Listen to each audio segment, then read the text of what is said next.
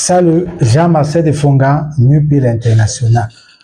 Aujourd'hui, je veux vous dire que je suis en train de quitter le syndicat des obèses. Comme vous voyez, voilà. Donc, en principe, si on prend mes paramètres maintenant, je ne suis plus obèse.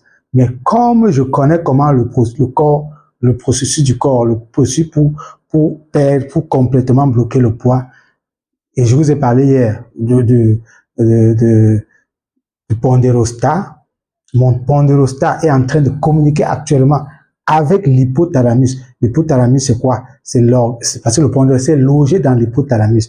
Et c'est l'hypothalamus qui gère le comportement alimentaire. C'est lui qui gère votre appétit. Voilà. Donc, l'hypothalamus, le pondérostat est en train de communiquer à l'hypothalamus qui communique à mon cerveau, qui communique à l'estomac partout pour leur dire, le monsieur là doit bloquer, on doit bloquer son poids là comme ça, on bloque son poids. C'est pour ça que je dis que je suis en train de quitter le syndicat. Donc, les gars, donc, vraiment, je serai plus avec vous parce que moi-même, j'ai vu les dégâts que peuvent créer l'obésité. L'obésité, ça a des gros dégâts. Et maintenant, pour vous compreniez bien, parce qu'il y a un petit détail qu'on va discuter aujourd'hui, c'est qu'il y a la graisse. Il y a deux types de graisse. Il y a la bonne graisse, pour être simple, et la mauvaise graisse. La bonne graisse, c'est le petit bourrelet, le petit ventre. Et la mauvaise graisse, c'est la graisse abdominale, ce qu'on peut appeler aussi la graisse viscérale. Voilà, ça c'est la mauvaise graisse. Et aujourd'hui, j'ai beaucoup plus envie de vous dire que lorsque vous avez la bonne graisse, c'est ce qu'on appelle un petit bourrelet, le petit ventre, c'est un petit matelas de protection. Il est bien. Et ceux qui ont le petit ventre, le petit bourrelet là, ils vivent longtemps.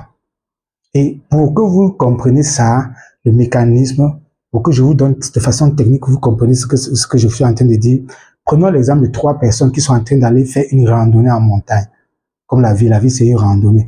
Et ils sont à 3. Et une personne se dit, ah, comme je vais sur la montagne, il me faut beaucoup d'eau. Il prend 20 litres d'eau. Une autre personne qui dit, bon, je vais en montagne, quand même, je ne peux pas prendre qu'à 20 litres d'eau. Et 1 litre d'eau va me suffire. Il prend 1 litre d'eau. Une autre personne dit, je m'en vais en montagne.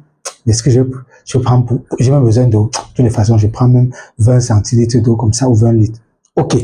Quand ils sont en train d'aller en montagne, l'autre, celui qui a 20 litres, on est tous d'accord, il aura suffisamment d'eau à boire. Mais à un moment donné, le poids de l'eau va faire en sorte qu'il va s'arrêter. Parce que les bagages sont trop lourds. Celui-là, les 2 autres vont continuer à un niveau. Celui qui a que 30 centilitres, son eau va s'arrêter. Il aura besoin de se rafraîchir. Il ne pourra pas. À un moment donné, il ne pourra pas. Il va mourir de soif et il va s'arrêter à un niveau. Et celui qui va continuer un peu plus loin, ce sera celui qui a 1 litre d'eau. On est tous d'accord? C'est la même chose. Quand vous avez un petit bourrelet, donc une bonne petite graisse ici, c'est bon, vous pouvez vivre longtemps. Et la petite graisse, avoir le bourrelet est très important. Pourquoi? Parce que le bourrelet vous donne toujours l'envie, vous donne l'appétit et en même temps, vous met dans une situation de toujours gérer votre poids. Donc, vous avez un petit bourrelet, vous n'avez pas envie de dépasser.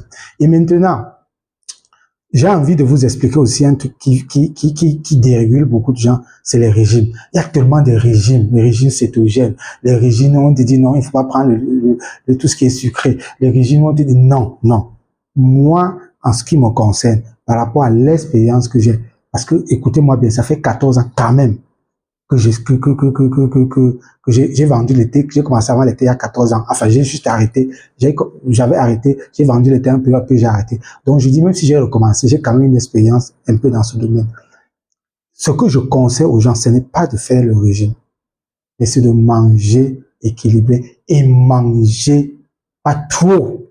Si vous aimez la viande, mon frère, si vous aimez le porc, vous asseyez peut-être 1 fois par semaine, vous mangez votre viande.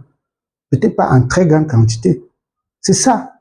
Donc, tout ce qui, l'organisme n'aime pas ce qui est excessif. Donc, laissez les régimes où on vous dit non. Vous devez savoir une chose qui est simple. Le matin, mangez comme un roi. À midi, mangez comme un prince. Le soir, mangez comme un mendiant. C'est tout. Appliquez ces règles-là. Le soir, ne mangez pas lourd.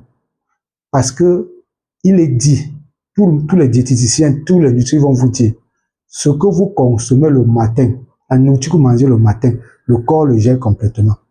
Ce que vous mangez à midi, il y a une partie que le corps gère, une partie que le corps n'arrive pas. Et ce que vous mangez le soir, en principe, il reste dans l'organisme. Donc c'est pour ça qu'il faut éviter de manger lourd le soir. C'est tout ce que je peux vous dire. Donc évitez les régimes cétogènes, les régimes, je sais pas où on interdit ceci, où on interdit cela. Non. Mangez ce qui vous plaît, mangez juste équilibré et respectez. L'organisme adore la régularité. Et vous mangez à des heures régulières, c'est tout. C'est tout. Donc il n'y a pas de magie là-dessus. C'était Jean